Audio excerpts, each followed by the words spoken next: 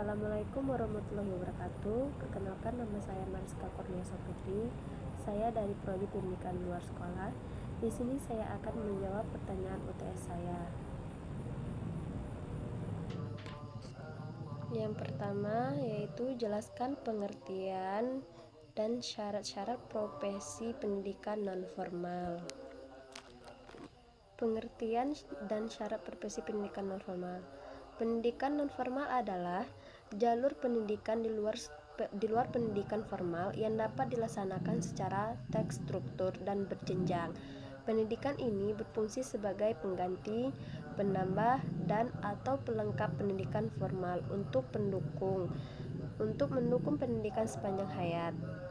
Tujuannya adalah mengembangkan potensi peserta didik dengan penekanan pada penguasaan pengetahuan, keterampilan fungsional, serta pengembangan sikap dan kepribadian profesional, yaitu syarat-syarat profesi pendidikan nonformal. Yang pertama ada kompetensi, menekankan pada kompetensi daripada ijazah. Yang kedua ada fleksibilitas, tidak ada tuntutan syarat kredensial yang ketat bagi peserta didik. Yang ketiga ada kebutuhan, minat, dan kesempatan. Syarat untuk mengikuti program didasarkan pada kebutuhan, minat, dan kesempatan. Contoh pendidikan nonformal, khususnya kursus bahasa. Yang kedua pelatihan komputer. Yang ketiga pelatihan keterampilan khusus atau memasak, menjahit, merangkai bunga. Yang keempat kelompok belajar. Yang kelima pendidikan pemberdayaan perempuan. Yang keenam ada pendidikan keaksaraan. Yang pertanyaan selanjutnya ada B. Ciri-ciri profesi pendidikan non-formal apa saja? Ciri-ciri profesi pendidikan non-formal berikut adalah beberapa ciri-ciri pendidikan non-formal. Yang pertama, tujuan jangka pendek, menekankan pada kompetensi daripada ijazah. Yang kedua, waktu pembelajaran relatif singkat. Program umumnya dilaksanakan kurang dari 1 tahun. Ketiga, persyaratan berdasarkan kebutuhan, didikte oleh kebutuhan, minat, dan kesempatan peserta didik. Yang keempat, kurikulum yang fleksibel, mengacu pada kebutuhan peserta didik. Yang kelima, program pembelajaran bervariasi. Yang keenam, berpusat pada peserta didik, dilaksanakan di lingkungan masyarakat dan lembaga, serta dikaitkan dengan kehidupan peserta didik. Ketujuh, tidak mempersoalkan usia dan jenis kelamin. Pertanyaan selanjutnya yaitu apa pengembangan profesi pendidikan non-formal? Pengembangan profesi pendidikan non-formal melibatkan berbagai aspek untuk meningkatkan kualitas dan relevansi pendidikan. Berikut adalah beberapa poin penting dalam pengembangan profesi ini. Yang pertama, peningkatan keterampilan fungsional. Pendidikan non-formal harus fokus pada pengembangan keterampilan yang dibutuhkan di dunia kerja, termasuk keterampilan teknis, bahasa, dan komputer. Yang kedua, pengembangan program yang relevan. Program pendidikan harus dirancang sesuai dengan kebutuhan masyarakat dan perkembangan zaman. Yang ketiga, peningkatan kualitas pendidik. Pendidik dalam pendidikan non-formal harus terus meningkatkan kompetensi dan keterampilan mereka melalui pelatihan dan pengembangan profesional berkelanjutan. 4. Pemanfaatan teknologi.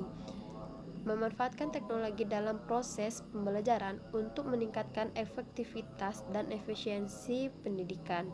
Yang kelima, kolaborasi dengan industri. Kerjasama dengan industri dan dunia usaha untuk memastikan bahwa keterampilan yang diajarkan sesuai dengan kebutuhan pasar kerja. Yang keenam, pengakuan dan penyetaraan. Hasil pendidikan non-formal dapat dihargai setara dengan pendidikan formal melalui proses penilaian, penyetaraan oleh lembaga yang ditunjuk oleh pemerintah. Yang ketujuh, peningkatan akses dan partisipasi. Memastikan bahwa pendidikan non-formal terbuka untuk semua tanpa batasan usia atau latar belakang pendidikan. Pertanyaan selanjutnya, Jelaskan macam-macam kompetensi. Pertanyaan selanjutnya, jelaskan macam-macam kompetensi yang dimiliki oleh tenaga profesional pendidikan luar sekolah beserta contohnya. Yang pertama, kompetensi pedagogi. Kompetensi pedagogi adalah kemampuan tenaga PLS. Kompetensi pedagogi adalah kemampuan tenaga PLS dalam mengelola proses pembelajaran yang efektif dan efisien. Ini mencakup pemahaman tentang karakteristik peserta didik dan prinsip-prinsip pembelajaran, serta kemampuan merancang, melaksanakan, dan mengevaluasi program pembelajaran. Contohnya itu mampu menyusun rencana pembelajaran yang sesuai dengan kebutuhan dan karakteristik peserta didik. Yang kedua, mampu menggunakan berbagai metode dan media pembelajaran yang menarik efektif, mampu memberikan umpan balik yang konstruktif kepada peserta didik untuk meningkatkan hasil belajar, dan mampu menciptakan suasana belajar yang kondusif dan menyenangkan.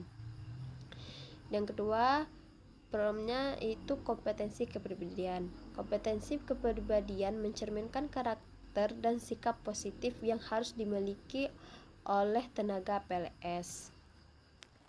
Dan pertanyaan terakhir, sebutkan macam-macam pendidikan non-formal yang ada di masyarakat, serta jelaskan sasaran dan tujuan dari program tersebut, minimal 2 buah program.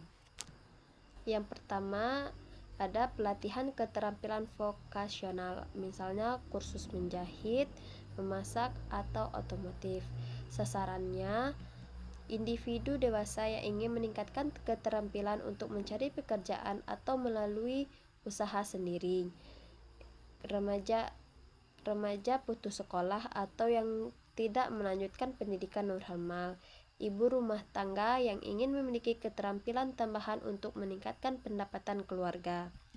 Tujuannya memberikan keterampilan praktis yang dapat langsung diterapkan dalam dunia kerja atau usaha mandiri, meningkatkan peluang kerja dan pendapatan peserta, mendorong kemandirian ekonomi dan kreativitas, mengurangi angka pengangguran. Program yang kedua itu program keaksaraan fungsional. Sasarannya orang dewasa yang belum memiliki kemampuan membaca, menulis, dan berhitung atau buta aksara. Masyarakat di daerah terpencil atau kelompok marginal yang memiliki akses terbatas ke pendidikan non-formal. Tujuannya memberikan kemampuan dasar membaca, menulis, dan berhitung agar peserta dapat berpartisipasi aktif dalam kehidupan sosial dan ekonomi, meningkatkan kesadaran dan pengetahuan tentang isu-isu penting seperti kesehatan, sanitasi, dan hak-hak sipil, mendorong partisipasi dalam pembangunan masyarakat, dan meningkatkan kualitas hidup dan kemandirian individu. Baiklah, mungkin hanya itu yang dapat saya sampaikan. Lebih dan kurang saya mohon maaf. Saya akhiri dengan wabillahi taufiq wal hidayah. Wassalamualaikum warahmatullahi wabarakatuh.